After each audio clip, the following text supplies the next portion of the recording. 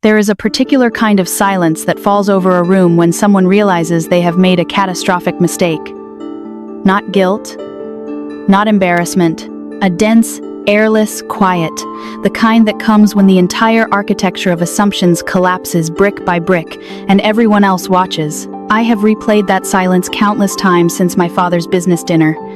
I thought I would feel triumphant when it came. I was wrong. My name is Rachel Donovan. I am 39 years old. I run a private equity firm called Meridian Capital Group, which manages a portfolio of 11 mid-market companies across technology, logistics, and healthcare. Our assets under management last fiscal year were just under $2.3 billion. My mother thinks I work in finance stuff. She has believed this for about a decade, which is technically accurate the same way calling the Pacific Ocean some water is technically accurate. My father, Gerald Donovan, spent 31 years as a regional sales director for a mid-sized manufacturing company in Columbus, Ohio. He was good at his job, proud of it. He measured the world in quarterly targets, client dinners, and the firm handshake that signals belonging. He built his identity on knowing who mattered, and, equally, who did not. For most of my adult life, I was in the second category. My brother Marcus was in the first. Marcus Donovan is 3 years older than me, charming the way people who are never told no tend to be, effortlessly, at great cost to everyone around them. He played college football, married his college girlfriend Jennifer, who is lovely and exhausted in the way people married to someone like Marcus tend to become. He started a tech-enabled logistics company called Traxon Solutions in 2019, convinced my father it was the next great American business story, and spent 4 years burning through investor money while claiming he was 6 months from profitability.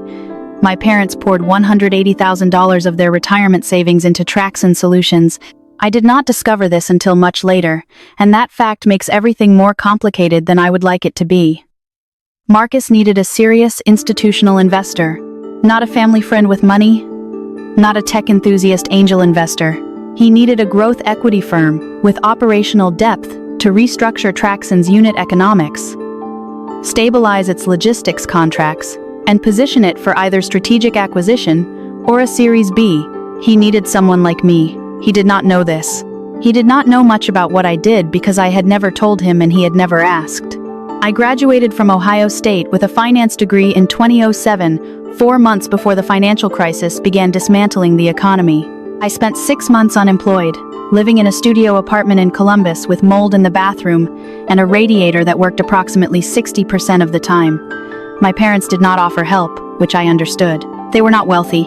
What I could not understand, and what took years to stop hurting, was the way my father talked about that period, not with sympathy, but with impatient disdain, as though financial difficulty were a character flaw rather than circumstance. Marcus would find a way, he said once over the phone when I called about a job rejection. At that time, he managed a sporting goods store in Cincinnati and drove a car our parents had bought him. I found a job at a small private credit fund in Chicago for $41,000 a year. I slept on an air mattress for 8 months. I taught myself financial modeling from library books and YouTube tutorials because my firm offered no training program and I refused to ask for help from people who would have used it against me. I was promoted twice in 18 months. I moved to a fund of funds, then a family office, then at 31 took a junior partnership role at a growth equity firm in New York. I was good at my work, better than good. I had a particular skill for identifying operational inefficiencies in mid-market companies that founders could not see from inside, and a way of having that conversation that made founders want to fix the problem rather than defend it. At 34, with 2 partners, my college friend Diana Chin, and a former McKinsey principal, James Okafor, I co-founded Meridian Capital Group. My parents came to Columbus for Christmas the year we closed our first fund, $340 million. I did not tell them what I had done. I stopped sharing milestones because each time they filtered my achievements through competitive grief. My mother would go quiet, redirecting conversation to Marcus. My father would diminish the achievement subtly, letting the air out slowly until you were stranded. I stopped telling them, not dramatically, simply stopped. I continued Sunday calls, holidays, appearances. Outwardly, I appeared a middling finance professional with a decent job. In hindsight, this solved one problem while quietly creating another. I had a full life apart from my family's perception. I owned a 2-bedroom West Village apartment I had renovated slowly and carefully, a wall of plants that demanded attention and rewarded it, Small standing dinners every other Thursday with Diana, James, Priya, a cardiologist, and Sam, a novelist I met at a reading. I ran half marathons poorly but with commitment. I mentored 2 junior analysts, Xia and Thomas, protecting them from the parts of the industry that could have consumed them. My life mattered. I did not need my parents' validation, but not needing them came at a cost. The easy version of family. Being known by the people who were supposed to know you first. That loss was chronic, a low-grade ache I had learned to work around like an old injury, not gone, just managed. The dinner was Marcus's idea. Through a mutual contact, he connected with a growth equity firm he believed was interested in Traction Solutions. He arranged what he described to my parents as a major investor dinner, a meeting that would change everything. He booked a private dining room at Meridian, a restaurant in Midtown Manhattan, which shared only a name with my firm, a coincidence I always found darkly amusing. My parents flew to New York for it. I learned about the dinner when my mother called on a Tuesday. "We're here for Marcus," she said, in the tone she used when not trying to wound me, but did anyway. "He has an important dinner Friday. Business people. It's not really your world." I said it sounded exciting. "It is. Really is. Your father is so proud." She paused. "You should come to Columbus sometime. We haven't seen you in a while." I said I would try. After hanging up, I texted James Okafor. "Quick question. Is Traction Solutions in our current deal pipeline?" 4 minutes later. "Yes. Marcus Donovan. Dinner Friday at Meridian. You're not on the calendar. Want me to add you?" I typed back. "Don't mention it to him." My motivations were simple and complicated at once. I was not trying to humiliate Marcus. I was not orchestrating a confrontation for satisfaction. The reality was that Traction Solutions was a real company with operational problems. My parents had real money in it. I was legitimately one of the partners evaluating it. The dinner would happen with or without me. I chose to attend a meeting I was entitled to attend. I was also tired. Tired of being invisible, tired of the erasure. Tired of managing grief in therapy while my parents flew to New York to watch Marcus perform importance over a dinner that was, in fact, mine. I wore a charcoal blazer and my grandmother's watch. I arrived 45 minutes early. Shown to the center table, my regular table. I ordered sparkling water and reviewed Traction's deck on my phone. The deck was bad. Unit economics worse than Marcus represented. Customer concentration alarming. 3 clients accounted for 1% of revenue. Cap table problems required restructuring before institutional money could enter cleanly. James arrived at 7:05. He sat across from me, ordered a bourbon, and said quietly, "They're parking. About 3 minutes." I knew. "How do you want to play this?" "Honestly," I said, "the way we always do." He nodded. He had known me for 11 years. No further questions. I heard my mother before I saw her. Her laugh, bright, too loud, performing ease. They came through the main room, following the host past the bar, past tables toward the center. My father saw me first. He stopped mid-stride, as if the film froze on a single frame. My mother walked into his back, laughed, and then saw me. Marcus was behind them, hand on Jennifer's back, leaning to whisper. He looked up. 3 of them, frozen, and the restaurant hum continued around them. I did not smile. I did not perform. I looked at the people I had spent a lifetime trying to be loved by, who flew to watch Marcus perform importance at a dinner that was mine. James stood protocol for a managing partner. Mr. and Mrs. Donovan, Marcus, Jennifer, welcome. James extended his hand to Marcus. "I'm James Okafor, principal at Meridian Capital Group. You may already know our managing partner," he gestured to me. Marcus's face faltered in a way I had never seen. Not surprise. Something deeper. Almost grief. "Rachel," he said. "Hey Marcus," I said. "Hi Mom, hi Dad." My father's mouth opened. Nothing. My mother made a sound, hand to her pearl earring, a childhood gesture of recalibration. Jennifer alone managed language. "Rachel," she said breathlessly. "You work here." I nodded. "I co-founded the firm," I said. 5 years ago. I looked at Marcus. "Shall we sit? I've reviewed your deck." The dinner was the most uncomfortable 2 hours of my professional life. My father did not speak for the first 20 minutes, staring at the menu without reading it, then looking at his hands. My mother asked rapid-fire questions. How long had I been doing this? Why hadn't I said anything? Did I know Marcus was pitching when I agreed to come? I answered the first two honestly. The third carefully. I was a partner at the firm Marcus pitched to. It would not be appropriate not to attend. Marcus recovered faster than expected. Charming, even stripped of false footing, he walked us through the deck fluently, answering questions transparently, acknowledging the customer concentration risk instead of minimizing it. Perhaps losing performance pressure freed him. But the numbers remained. My responsibility to them, my parents' investment, superseded the dinner table.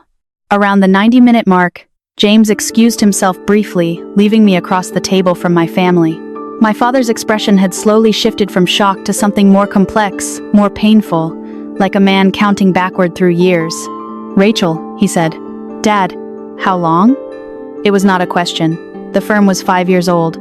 My career 15. I stammered a few times early on. He looked down at the tablecloth. He is not a man who cries. He did not cry. But something around his eyes changed in a way I was unprepared for. My mother reached across and put her hand over mine. Nothing said. Perhaps the most unexpected moment of the evening, James returned. We finished professionally. We told Marcus Meridian would need 2 weeks for operational due diligence. Structural issues in the cap table had to be addressed. Customer concentration was a material concern before any institutional conversation could continue. Marcus nodded, took notes, did not perform confidence he didn't have. Outside, standing on the sidewalk, my parents and I formed a loose triangle as James guided Marcus and Jennifer to their car. My father extended his hand. I paused, then shook it. The handshake of a man unsure of what to ask for, offering the only thing he knew how to give. "You built something," he said. "Yes," I replied. "I didn't know," he said. "I know you didn't." My mother hugged me longer than usual. "Sunday call," she said. "You'll call." "I'll call," I said. The Trax evaluation took 19 days. I recused myself from the final investment decision. James and Diana led the process. Meridian declined, Traxon Solutions at its current stage, but the company had genuine operational upside if Marcus engaged a restructuring advisor and addressed customer concentration over the following 18 months. The decline letter left the door open. 3 days later, Marcus called. I answered on the second ring. No apology, he never leads with it. "You were honest with us tonight. The whole dinner. Straight even when you didn't have to be." I said it was just accurate. Pause. "Mom told me she put $180,000 in." "I know," I said. Pause. "I'm going to fix the company, Rachel. I'm going to make it work." "I hope you do," I said, meaning it, surprisingly fully. He asked if he could use James's name for the advisor. I said yes. 3 months later, my parents visited New York. Not for Marcus, for me. My mother walked slowly through my apartment, touching the plants. The framed photo of Diana, James, and me at our first fund closing. A small painting I bought years ago. She paused at the West Village window. "It's beautiful," she said. "You're home. Really beautiful." "Thank you," I replied. She began again. "I thought you were okay. I didn't think about whether another pause. I don't think I asked enough. Conversations arrive unshaped, never how imagined. I'd imagined being harder, having clear language for the silence's cost. I had none. Just the ordinary human sadness of time lost. "You can ask now," I said. She turned. "Tell me everything," she said. "From the beginning." I did. My father sat at the kitchen table listening without interrupting, something he never did when I was young. I told them about Chicago, the air mattress, the library books, about Diana and James, the first fund, Chia and Tomas, Thursday dinners, half marathons run badly, the plants. About the morning 5 years ago, standing in our empty office, desks and secondhand chairs, a whiteboard with a fun thesis scrolled across it, and thinking, this is real, this is actually happening. My father's hand moved across the table, briefly covering mine, then withdrawing. Not an apology, not enough to be one, but a first word in a language we were still learning. Traxon's fate? Marcus hired the Keller Group, worked with lead advisor Pauline aggressively unbothered by bad news for 14 months. Lost one major client devastating, yet forced a real sales function instead of relying on relationships. Added 6 mid-size accounts. 18 months later, Traxon closed $12 million in Series A from a Chicago growth fund quietly introduced by James. My parents' $180,000 did not return directly, but Marcus formalized their stake before Series A, worth significantly more on paper pending a future exit. He calls them every Sunday, starting before Series A, before any personal gain. I do not know if Marcus changed, I know he behaved differently. Sometimes that is where change begins. My apartment plants have grown. Addida Monstera Priya claims has a personality, which is correct. Sam's second novel released in January. I hosted the launch dinner. Kazia, promoted to associate last spring, brought flowers and a handwritten note I keep in my desk drawer. Tomas is being poached by 2 firms, taking his time as he should. I still run half marathons badly. My parents now call Sundays, together. My father asks about Meridian, not with pride reflected from Marcus, but genuinely trying to understand. Last month he asked what a cap table was. 20 minutes explaining. 3 clarifying questions, writing things down. Not a fixed relationship, not fully repaired. Years don't unspend themselves. The child needing to be known still exists in the adult who learned to live without it. But it is a real relationship, built on who I am rather than who I was easier to see as. That is not nothing, that is a lot. The last moment on the sidewalk after the dinner, watching their car pull away, standing longer than intended, James returned, forgotten jacket, stood silently beside me. "You okay?" he said eventually. I thought, considered, then answered, "I don't know yet. Ask me in a year." He nodded. A year has passed. And the answer worked out slowly in ordinary days, plant watering, Thursday dinners, Sunday calls, half marathons, Xia's note. Yes. Not in the old imagined victorious, resolved, without remainder way. In reality, complicated, partial, still costing something, yet underneath it all, worth it. The silence in that restaurant when my parents saw me, it was not the silence of people realizing they made a mistake. It was the silence of people realizing they had missed something real, quietly growing all along. That distinction matters. If someone in your life made you feel you didn't belong, know this. Sometimes the room is yours. You just haven't told them yet.